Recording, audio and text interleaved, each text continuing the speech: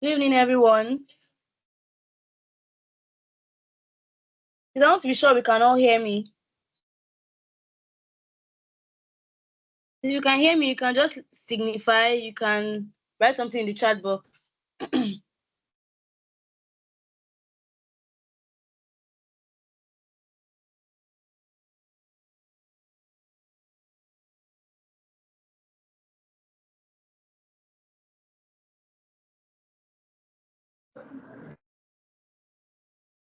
Good evening, can we all hear me? Or you can just briefly unmute yourself and say something, just so we are sure that everyone is on the same page, because we're about to start the MSRA free webinar.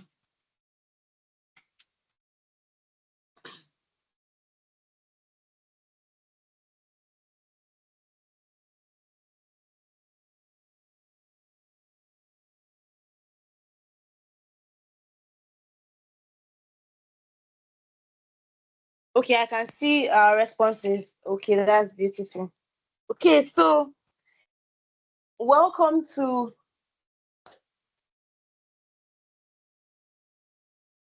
the MSRA free webinar. We're glad to have you here. I am Dr. Bukola Ogungbayo, and I am a host. I will be introducing our facilitators shortly. As we all know, I know whichever one of us is here for one main purpose, and that purpose is to know exactly what to do to have a high score in the MSRA, at least above 520, and to land your dream UK job. I mean, in the midst of all the hustle and bustle, preparing for different exams, the goal is to eventually land a job. And for the UK pathway, the MSRA gives that opportunity for foreign trained doctors, or IMGs, like they will call it, to land a job in the UK through specialty training. I'm glad to have each and every one of us here, and I want to assure you I have made one of the best decisions to be on this call. I'll be introducing our facilitators shortly, but I'd like to just say a few things before then. So, firstly, there are different reasons why doctors struggle with getting a job in the UK. And there are a couple of things that I'm sure each of us will be at different stages of in preparation for our UK pathway, getting a job in the UK, and all of that. One of the things I can assure you of is that in this free webinar, you will get clarity on what exactly you need to do to have a very high score in the MSRA and land your dream UK job. I'm sure a lot of us here were either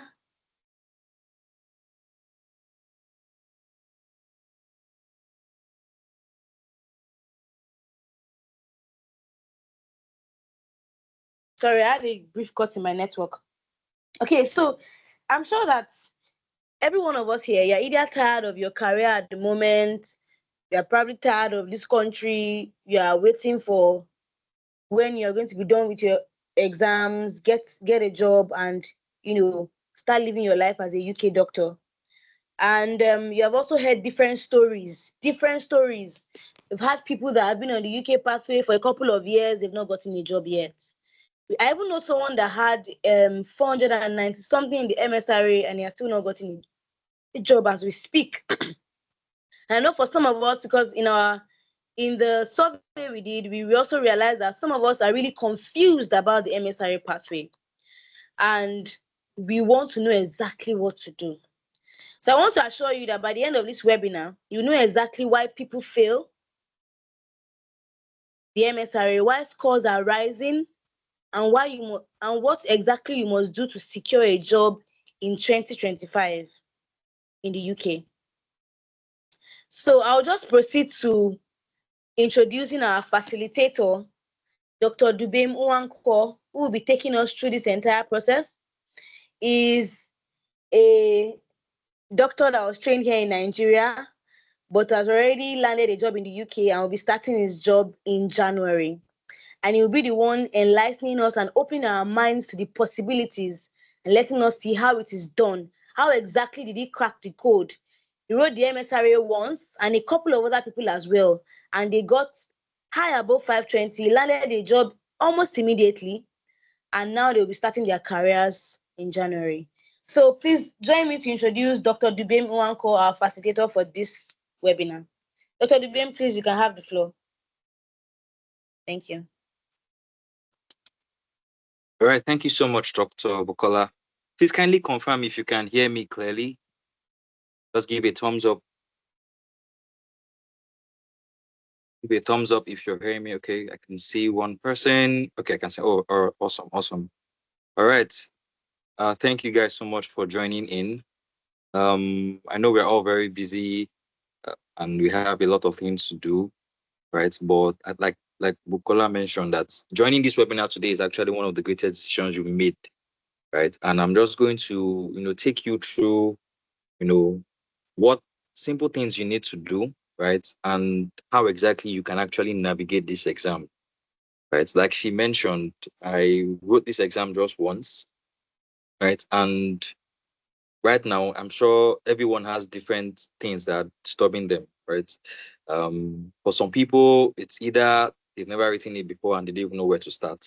Some have attempted it before, but their score was not high. Some, the issue they have is just the SJT, right? I mean, different people with different things that are troubling them, right? At the moment, I want to transfer my own headache to you, right? And that's actually my hope and my dream. Now, what's my headache? I'm looking for a place to stay in the UK. In a couple of months, right? And I want that to be your own headache too, right? After you write this exam, right? And it's actually very doable, right? It's doable to land a dream job. It's doable to relocate, if depending if you're in Nigeria or any other country. It's doable to actually enter into training in the UK. All it just takes is knowing the right thing to do, right? And taking the right steps and the right actions. Okay. If you are with me so far, just give me a thumbs up if you can still hear me clearly. All right, great stuff. Okay, so let's just go in very quickly, right? So this is just what we're going to look at briefly.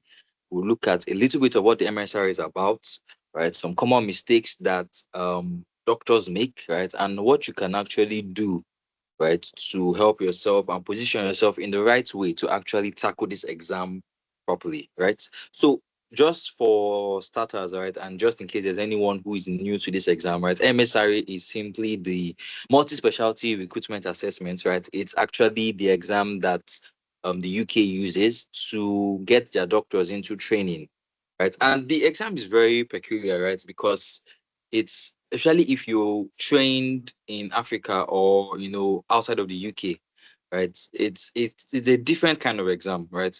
Because it has two different parts, right? It has the first part, which is the CPS, which we call the clinical problem solving, right? And it has another part called the SJT, which we call the situational judgment test.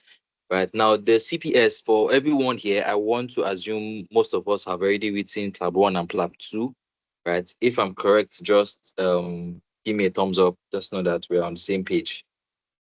We've written PLAB 1, we've written PLAB 2. Am I seeing any thumbs up? Okay, so but if you haven't written it, right, I know it's something that you're still going to do, right? And the exam is slightly similar to your PLAB 1. All right, slightly similar to your PLAB 1. And you will also see some elements of PLAB 2 in it. Right. So I'm referring to when you are dealing with the clinical problem solving part of the exam. That's the CPS. I would just call it the CPS in this presentation as we go on. Right. So in understanding the MSRA, you must first of all know how to attack both aspects. Right. And a couple of times, what seems to happen with many doctors is they know how to score high in the clinical aspect, but when it comes to the SJT, they're doing terribly well. Some doctors don't even know how to score high in both of them, right? And for you to actually land your job, right, in this coming MSRE, it's very, very important that you know how to apply the right strategy to handle both the CPS and both the SJT. And so, like I mentioned earlier on, it's the exam used for, used to actually get UK doctors into training.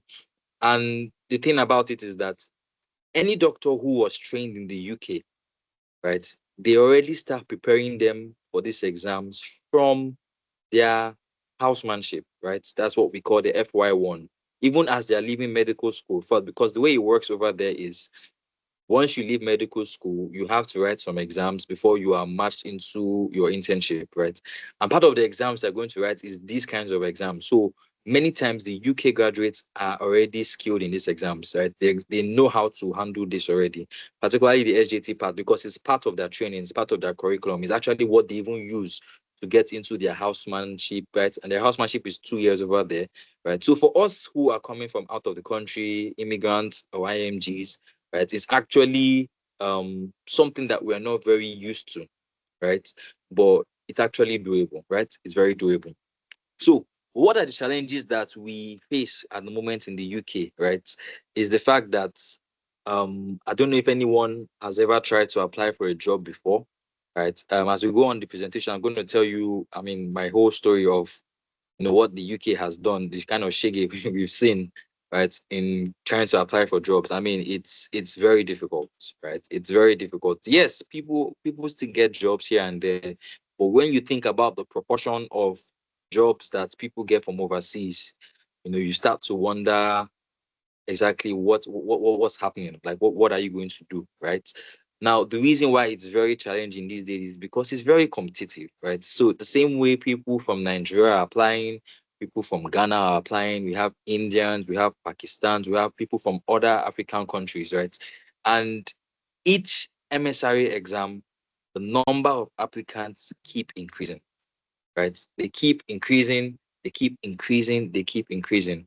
As at my last exam, by the time they released our results, right, just for the GP training, I think it was over 20,000 people, right? And the previous year, right, people who scored at least 510 were able to secure a slot, right? But now, I think these days, the last, if I'm not wrong, people had to score well above 520, right, for them to actually just even land a placement, right? So what the good thing about it is that the next coming MSRA is the best time to enter. Right now, why do I say it's the best time to enter? Because the number of slots that the UK is going to open up is so much, right? It is so much, and it is enough for everyone here on this call to go in, right?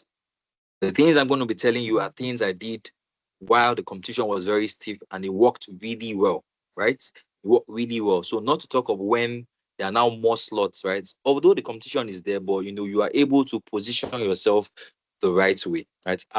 Many of us might be tired of countries where we are in, the low pay, the fact that we are not being appreciated as doctors, right? And some of us just want better lifestyle. Maybe you already have a very good job in your country, right? But you just want to earn in pounds, you want to be able to support your family back home, or you just want to, progress in your career, right? I mean, this is actually the pathway for you. I mean, don't make a mistake. MSRA is the way to go, right? MSRA is actually the way to go. I just want to give a brief summary of what I saw someone in chat saying that the kind of shaggy they've had. I mean, it's really true, right? So I wrote just a brief history about how my pathway went, right? I wrote my PLAB to February this year, right? And so because of all I've heard about getting a job, right? The next thing I was thinking was people were advising me, oh, why not try and do something called a clinical attachment, right? So while I was going to write my PLAB 2, I already knew that I wasn't just going to go and come back. I'm going to stay back a bit, look for how to get a clinical attachment, right? So that I can actually network, right? I can network and, find a way to enter into the system. And luckily I was able to even getting an attachment, it's another kind of headache entirely. Right. But after spending like 1 or 2 months after passing my PLAB 2, I was able to get in the first place. Right. So I started my attachments in acute medicine. So acute attachment is basically what we do when we're in medical school now, when they attach you to your hospital and I just go around following the doctors, observing their systems, and the like. So I mean, it's very expensive to do it, right? I know I spent over £400 to do a clinical attachment there in the UK, right? And while you're doing the attachment, you're applying for jobs, you're meeting different people, right? Different consultants, asking them, how can you get a job in the UK? One person will say, do this course, do this. You apply. Every time you're applying, rejection, rejection, rejection, rejection. Now, so it was now getting like, what exactly is happening? Like, I've done clinical attachment. I've done this course. There's a course called ALS. They say, oh, once you do ALS, you can get it. Go and do the CPD course. You will do it. You are paying money there, just so that you can secure your dream job in UK, and everything is all looking like you are wasting your time, right? So, I mean, it came to a point where, and I don't know, for many of us who have written PLAB too, you know that when they give you the visa the first time, right, if you're coming from Nigeria, exactly, it's actually just 6 months, right? So I knew I literally had just 6 months to do all I needed to do, right? And that is when you will see the competition. It's crazy over there. It's really crazy. They will literally open a job advert, right? And in 10 minutes, they're seeing hundreds of applications. In 1 hour, 1,000 people have applied, right? Especially people from the Asian part of the world. Those Indians, Pakistans, they don't joke with those job applications, right? I sort of made connections with some of them, made some of them their friends. Some of them even sent me their CVs. I did all the tweaks you're supposed to do so that you can get a job, and yet it was still very difficult, right? So it was at the point when, my visa was about to expire, right? I knew that, bro, this job application thing is not working, right? The only way possible right now is this MSRA. Now, I'm saying that story that for anyone here who is still thinking, oh, what can I do? Is MSRA the way? Is that not the way? Should I use another way? Let me tell you very clearly, right? MSRA is the way to go, right? Do not waste your time, right? Forgive me to say it's a waste of time, right? Because the reason why it's actually a waste of time is by the time you start engaging those consultants, right? There's something I wrote here. We can see um ever-changing immigration policies. There are some unspoken rules in the UK, right? They will not even tell you, but I think now it's even coming to bear. Everyone is seeing it openly, where they keep talking about this UK prioritization, whereby they want to prioritize people who actually trained in the UK, right? So there's an unspoken rule that once people even apply, if you are not a UK citizen, they do not consider your application early, right? Second thing, if you do not have the right to work in the UK, you are not even considered, right? So there's a lot of filtering that goes on the inside, and you just be applying, and you're not getting any slot for interview. I remember one time I did one application, and I actually passed the first stage, and I went to the second stage. I was so happy that finally I've seen something, but second stage they did not call me for anything, right? So I mean, it's crazy, right? It's crazy. Like I say, it's an unspoken rule because it's when you get in touch with the people in the HR, the people, the consultants over there, and they tell you that, look, this is actually how it is, that they actually, so it's almost like, I won't call it racism, but yeah, like they're actually separating people, right? They're actually separating people. And the clearest way for any doctor, especially if you're an immigrant, right? You might already be in the UK, you might be in another country. The clearest way for you to actually go in right now that doesn't have all of those hindrances, that doesn't have all of those segregation that they do there, is actually through this MSRA route, right? So you really have to, take it seriously, right? And know that if you just look at it like this is the only way for you, I think that's the attitude you should approach it with, right? If you're still with me so far, just kindly give me a thumbs up. Maybe sure that everyone is still hearing me. Okay, I see one thumbs up. All right, all right, awesome. Okay, good, good, good, good, good. All right, so we're still on the same page. All right, so like I said, this is the way to go, right? This is actually the way to go. So I want everyone on this call and anyone who is watching this thing, approach it like you don't have any other choice again, right? That is the attitude you need to approach this exam with, right? Because that will determine every single step you're going to take, right? Because if you are still looking left and right, you won't really do well. Now I'm going to go very soon into the common mistakes that people make, right, in these exams, right? And I don't want anyone here who is listening to me to make those kind of mistakes, right? So let's just quickly move on. So I think I've covered everything here. Difficulty getting jobs from overseas. Yeah, then there are some doctors who are in non-training jobs, right? And non-training jobs is basically if you're able to secure a job or you're not in training. The issue with all those jobs is many times they can just tell you that, oh, they're not renewing your visa, right? So they give you a job today. They say the job is just for 1 year or for 2 years. And after some time, you're looking for because something called COS, you're looking for your certificate of sponsorship, right? You need a job to stay in the country, right? So you don't want to be in that place where you're having a headache. You're not very sure if they're going to renew your contract the next year. I mean, that is just a terrible thing, right? It's just a terrible thing and a terrible space to be on. Just in case there's anyone like that who is already in the UK doing those kind of jobs, the best way to secure yourself, and to land yourself properly in the UK is actually through the MSRA. Many of us who follow the UK news, we must be aware that just, I think, yesterday or 2 days ago, they released another policy again talking about ILR and those who have the right to stay, right? At least luckily for doctors, we're not really affected. It's still 5 years, right? So that means once you land your job, you stay 5 years in the country, you are able to now, remain in the country. So UK comes up with different things every single time, and you don't want to keep wasting time, right? We know that they have already announced that there might just be one exam next year, right? So the moment you write that exam for January, there might not be another exam in September, right? So you need to make sure that you're approaching this thing with your full heart, with your full mind, and ready to be dedicated to this process. Okay.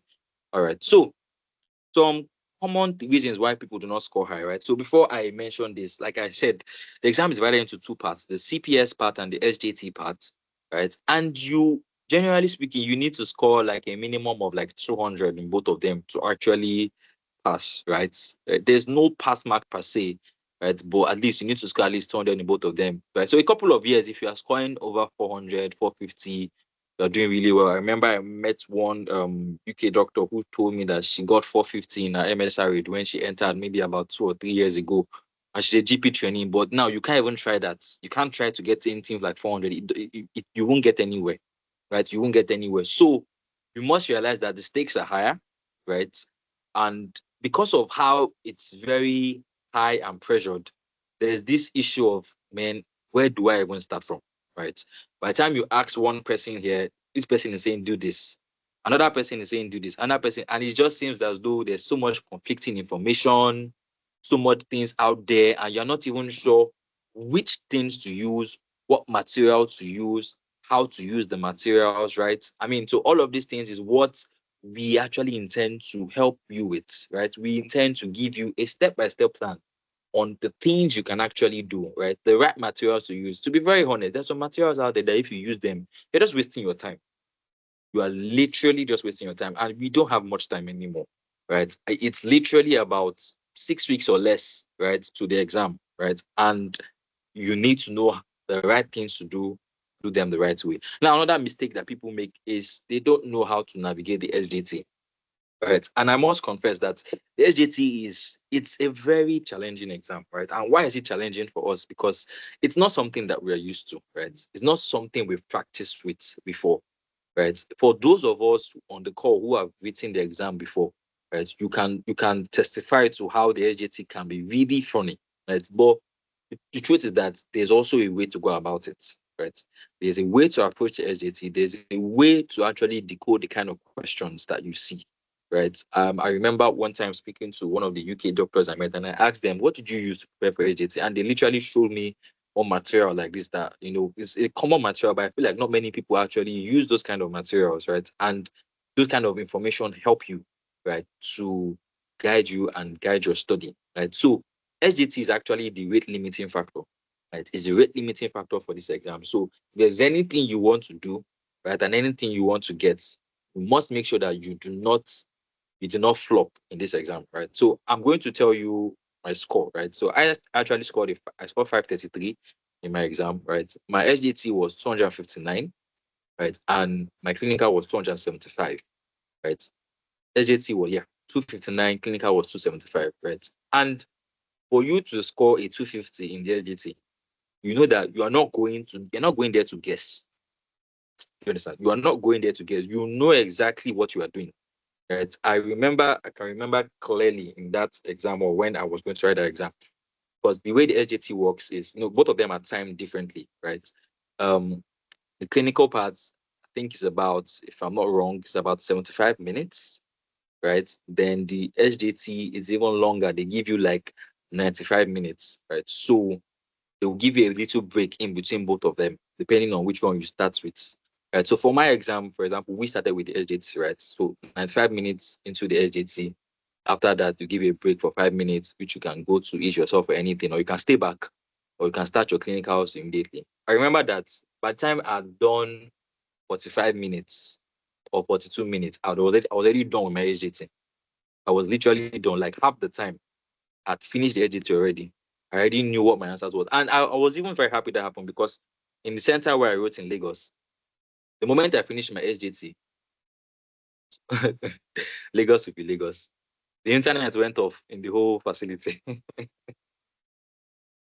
So everything started working. I remember somebody was now shouting, what's happening? What's happening? What's happening? It's not working. Then I said, don't worry, just calm down. It will come up. I mean, in like 2 or 3 minutes, it came back up. I wasn't even bothered, right? Because I was already done, right? But everything continued smoothly as it. So I'm saying that you need to, when you're going to the exam, or you're not going with guesswork, you know exactly what you're doing, because the exam is such a thing that it tests spinal memory and it tests speed. Right. So one thing that you're going to have to develop in the next 1 month to 6 weeks is that you have to develop speed. Right. You're going to learn how to develop speed. You're going to have to develop spinal memory, because everything you are learning will have to come very spinal to you. Right. Very spinal to you. You don't want to be overthinking things in the exam hall. Do you understand? You want to be very well aware, very familiar with every topic, very familiar with the sections, very familiar with the domains, right? And and when we talk about the master plan, right, and those are the kind of things we're going to show you how to get yourself acquainted with all of these things, right? So there are question banks out there, like I mentioned, different resources online, different resources on YouTube, but knowing how to use the right ones, right, and the ones that will actually guarantee you higher rate of success. Because the way the exam is, right, it's actually, so the UK actually expects that once you come into their system, this is the minimum that their doctors should know, right? So irrespective of where they post you to, because you can either post you to England, to Wales, to Scotland, to Northern Ireland. So the expectation is that anybody who is going to pass that exam and get matched into the job, right? There's a knowledge system you must have. There's something you must have. There's a way you must think, right? So there are some question banks that actually help you, like, right? They are more structured in that way, right? They will actually give you the right mindsets, first of all, the right questions, right? The common questions you will see across board in the UK. So some question banks are high yield, in my opinion. Some are really not high yield, right? So part of the things that we're going to show you is that which of the question banks are high yield.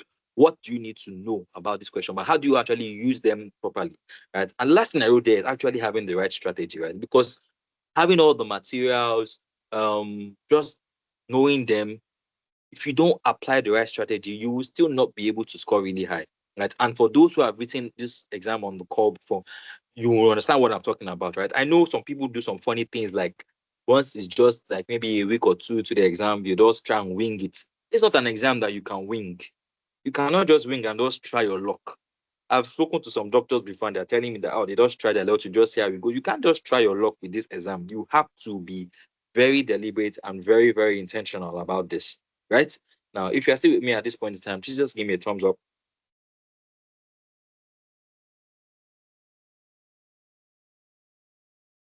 Okay, let's see, 1, 2, all right, all right, all right, all right, all right.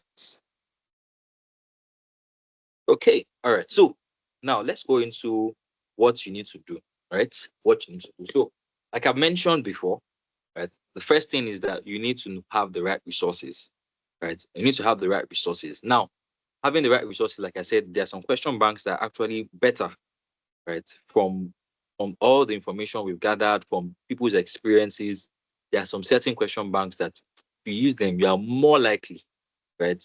It's a probability, because the exam is also probability. It depends on the question they give you, but you are more likely to score higher than some other question banks, right? You also have to plan your study time, right? You literally do not have so much time, right? So that means that you have to be very deliberate and intentional, right? And part of what most of us who use this study plan that we created, right?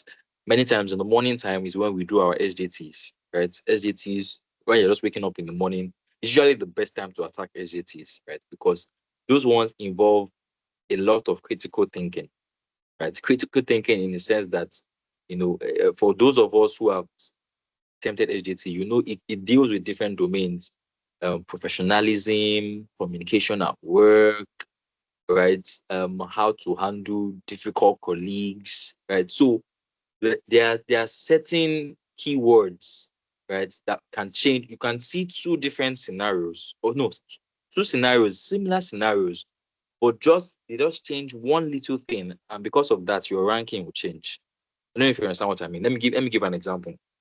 Somebody's in the hospital, right? Two different questions, right? But it's something similar. You are in the hospital, right? Oh, a nurse did something to you, right? But in the options, they then tell you, oh, okay, how do you approach the nurse, right?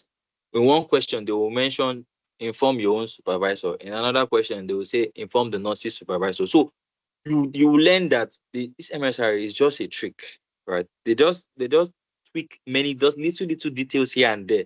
And so by the time you understand what they are doing, right? Understand how they frame the questions, right? And the rationale behind what they pick as their answers, you realize that, okay, you stand a better chance of tackling the SJTs. Now, why am I focusing on SJTs? Because actually that's the main part that gets people really, really disturbed, right? Gets a lot of people disturbed. Now, the way the SJT is, right? Like I said, a little twist here and there is what will just make a difference, right, in the overall outcome of the questions. So what you're going to learn now, and there's something I want everyone to take home today, right? And I'm just going to give this information for free.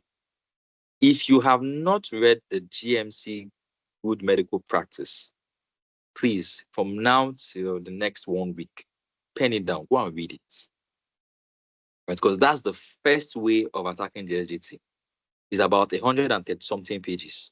Right? You need to even know what is this good medical practice that they are even talking about. Because all the scenarios in SJT, right, are framed from the knowledge of the good medical practice. So it's a free material. You can get it online, right? So please pen it down, right? Within the next 1 week, just go and read it. If you can read it twice, fine. If you can read it once, fine. Right? Because what happens is that all they keep doing, they keep changing the scenarios every time the exam comes out. Right? So I'm saying that people who wrote last year, the SJT questions they got, it's not the same as the questions that they gave us this year. Right? It's not likely going to be the same as the questions they give you next year. But the thing is that the principle remains the same. For the clinical questions, many times they repeat it. They repeat it over and over and over and over again, right? Because it's basically the same clinical scenarios you're going to see. You will see the hypertension, you will see diabetes, you will see ulcers, you will see different things. Those are common things that will always keep coming up. So, in handling the clinical part, right, you must know when the question says things like, oh, this is most appropriate. This is an initial investigation. This is the treatment, right? This is the initial dose, right? So those are very specific details that MSRA actually tests for, right? And I'm just giving you that information, right now for us to know that. So, but when it comes to the SJT, they will keep changing the scenarios, right? But the concepts behind each of them remains the same, right? So what your job is to understand properly how to identify those scenarios when they come, right?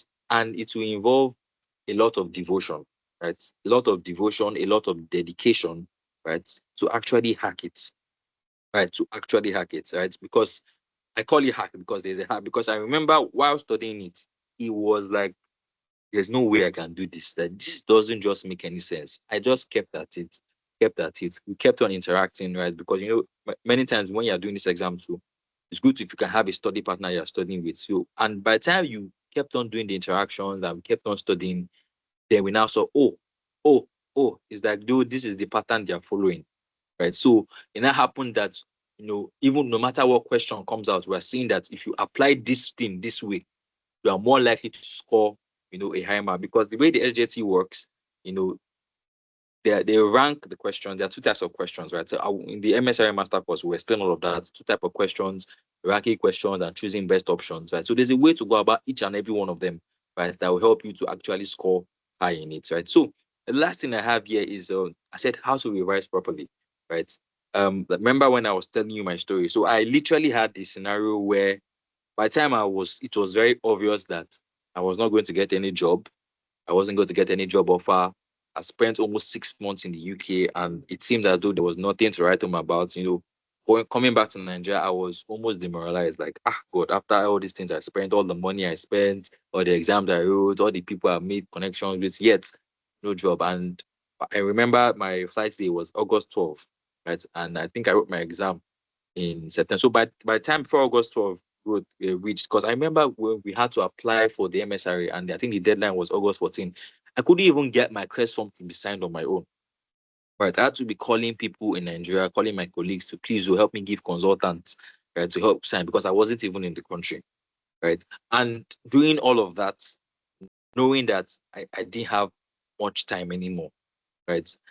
It's what really motivated me, right, to, do the right things the right way, do the right things the right way, seek for the right knowledge, right? And I won't say those experiences were a waste, because there are a lot of information I gained, right?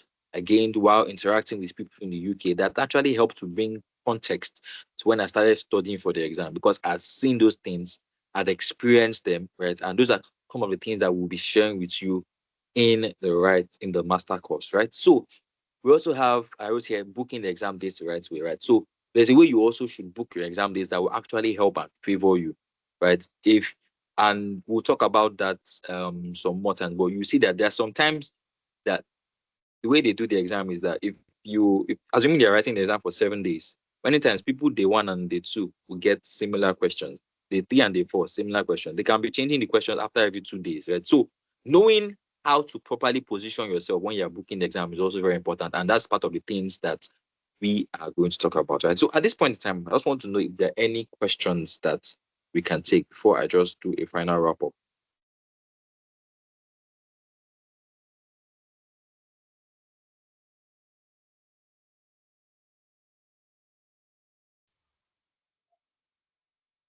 Anyone wants to? Okay, I can see Best. Please, you can unmute yourself and speak. All right. Good evening. It's good evening. Yeah, thank you for instigating um um the means by which you prepared. So I just want to find out. I could get from your narration that sometime in August, I don't know, maybe I'm assuming, was when you really woke up to wanting to write the MSRA. So I wanted to just ask specifically, how long did you prepare for your MSRA to get this study deep? All right, thank you so much. So while I was in the UK, right, I had study partners in Nigeria that we studied for PLAB 2 together, yeah? And we then created this plan that we're going to use. Right. So I think a plan was created sometime around May. Okay, so this is what we're going to use, so this is how we're going to study and everything. But because in my head, I was chasing a job, I was trying to get a job in the UK, right? And this is just me being very honest. I couldn't follow through with it. Right. So I initially tried to start using those materials, but I was just distracted because the other exams and certifications I was trying to do in the UK, right? So it was up until August, right? Let me not say August, end of July, right? When it was very clear that, okay, I'm traveling in 2 weeks, right? And I've not really gone anywhere with this exam, right? So give or take, it probably took me about 4 to 6 weeks to prepare for this exam, right? Prepare for this exam devotedly, right? And that's because at that point I didn't have any other option, right? So yeah, that's the answer. That's actually when I woke up and said, look, Dubem, you didn't get this job. You're going back in less than 2 weeks. You need to sit up, right? And I started to take the study plan that we had already created. So my friends, for example, now who use those same study plans, right? They scored like 550 plus, right? The MSRA master plan that I'm planning to share with you guys, right? They scored 550 plus. That's because they were able to follow it through from the time where it was created till the very end, right? So I didn't follow it through to the end because I didn't have enough time, right? But at least what I did, what I was able to cover in a very smart way, still gave me 533, right? So yeah, that's the answer to the question. Any other question?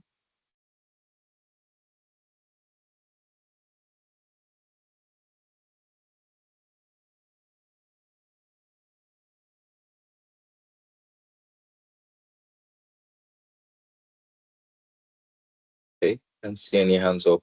anymore. Okay, all right. So let's just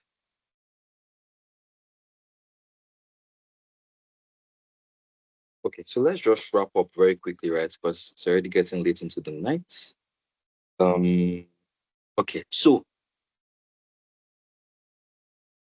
where am I going to with this, right? The exam is actually very possible, right? Scoring very high is very possible, and doing so in a very short time is really possible. Why is it possible? Because it's just about having the right information and the right strategy, right? Knowing, because when you're under pressure like that, knowing that, look, you cannot possibly read every single thing, right? And that's the honest truth. You can't read all the materials out there. You just can't. The time is not enough, especially if you're working in Nigeria or you are working somewhere else, you're combining work and studying, right? You can't read everything. So you need to know what is the right thing that you should do, right? What is the right thing that you should do that will actually help you to position yourself in the right possible way? For this coming MSRA, I predict that you just need to score at least 520, right? I predict that 520 will be enough for you to actually get a job because of the number of slots that are available, right? So, like I wrote here, the results are actually reproducible, right? Because all of us in our study group, we all got a job, right? The one person who couldn't get a job, the reason why she couldn't get it was because she couldn't even write the exam. She had an issue with her CREST form. They rejected the CREST form and everything, right? But those of us who did it together, we're all having the headache of, oh, we're traveling January, how are we doing it? That's what we're thinking of at this point in time. So it's actually very possible, right? And because it's possible, we know that it's reproducible, right? The exam is a game of strategy. It's literally a game of strategy. Knowing the right things to do, knowing how to do it is actually what you need at this point in time. And I think we just have, I'm not wrong, we have like 4 to 6 weeks, right? Till the next exam. I want to assume everyone here has already registered for the exam. Just give me a thumbs up if you've registered for the exam, they've accepted your request form. Just let me see a thumbs up. We're sure I'm talking to the right audience. You already registered for the exam, submitted your request form, done your applications. Okay, I can see some thumbs up.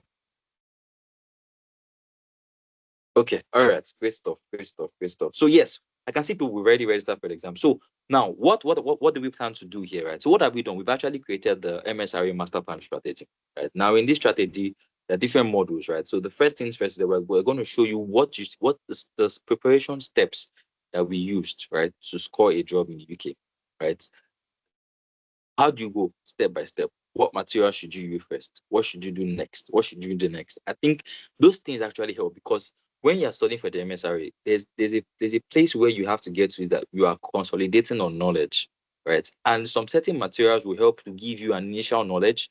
Some will help you to consolidate the knowledge, right? And if you use one before the other, if you use it the wrong way, I mean, well, I'll just tell you our own experience, right? I mean, this is how we followed through. This is what we did, right? So this is what we did first. This is what we did next. This is what we did next. And the eventual outcome was very good, right? So in this course, we're going to do, right? We're going to give the exact step-by-step plan, right, on how you can tackle both the CPS part and the SJT part, right? We're also going to show you what strategies you can use to actually hack the SJT, right? What can you use? What's the best way to approach them? How do you approach them in a very clinical and logical way that you are more likely to score high in your SJT, right?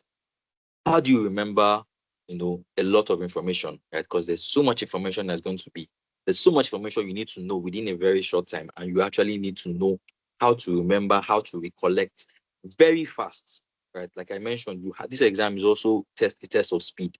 You need to be able to look at the question, and in a couple of seconds, the answer is coming to you, right? You need to get to that point by the time you're writing your exam. So, we're going to go take you step by step, week by week, what you need to do, the grounds you need to cover, right? How you need to prepare, how you need to revise, right? When you need to start doing your mocks, what kind of mocks you should start doing, right? In order for you to actually score really high in this exam, right? And like I said, these are things that has been done before, right? We've done it before, and really the value of this thing, to be very fair, if I was going to charge the way I want to charge, I would say £100 for this thing. Why? Because of all the information we've gathered, right? There's some certain things, some certain materials that are not very public, right? That we're also going to make available to you, right? Certain materials, I can't mention their names now, right? Due to some policy issues, right? But certain materials that you get also, that will help you in a way that you will not even expect, right? So these are things that we have seen, we've gotten, we've used, right? And really, £100 will not be too much to secure your dream job in the UK, right? But the great thing about it is that we're not charging £100, right? We are not charging £100, right? We know that people will come from different walks of life. People have different things that they're already paying for, right? And we're saying, okay, if you are out of the country, you can just pay, $50, right? Or if you're in Nigeria, and give you a discount of 50,000 naira, right? So why are you paying this cost? Why are you paying for it? Many times people, when you give people things for free, right, they don't really value it. And that's the honest truth, especially Africans, right? People don't value things you give them for free. If I just come and tell you, oh, do this, do this, do this, you might just think, okay, I've heard one person speak, and just take it as a normal speaker. But when you pay for something, it shows that yes, there's a commitment to it. Something is leaving your body. You know that, okay, say I gave money out for this particular reason, right? So we're giving that discount to us, right? If you're out of the country, $50, and if you're within Nigeria, it's 50,000 naira, right? This is very possible, right? The exam is possible. It's doable. It's something that you can do, and you can do within a very short period of time. All you need is just the right guidance. All you need is the right way to go about it, right? So don't let all the news of, oh, the exam is too hard, oh, everybody keeps failing, or oh, it's not doable, or you need 6 months to prepare. It would be great if you had 6 months, but at this point, you don't have the 6 months, right? You have to make use of what you have and make it count. Make every single step count from this point on, right? Okay, so that will be it. And we also have something, a foolproof strategy for you, in the sense of, if you use this strategy and by the time you write the exam, it doesn't work, you are guaranteed your money back, 100% back, right? We refund your money back to you. If you use our strategy and you didn't work, you follow every line of the strategy the way we said you should follow it, and you don't get a job, you are guaranteed your money back, right? So that's something that we're doing for everyone who listens to me this evening, right? Because we're very sure of what we're giving out. We're very sure of the quality of the materials you're going to get, very sure of the strategy because it actually works, right? So it's gonna go live within a week, right? And by December 2nd, we're going to be closing up the registration for it, right? Because we don't really want so many people at the same time, right? It's going to be a group of recorded sessions, right, that will be shared with you, right, and some certain materials that will be given to you, right. So, I mean, we just want to work because of how the exam is, and you might still need mentorship within this exam period, right. So, I mean, we don't want so many people at the same time, right. So, from next week when it goes live till December 2nd is the time window we are giving for people to make payments, right. So, if you're interested in it, right, you can just drop a message, the chat, and some of our admins will reach out to you. At this point in time, I'll take any final questions before we call it a wrap. We've already overspent time.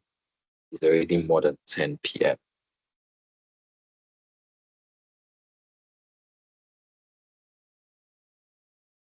Any questions from anyone?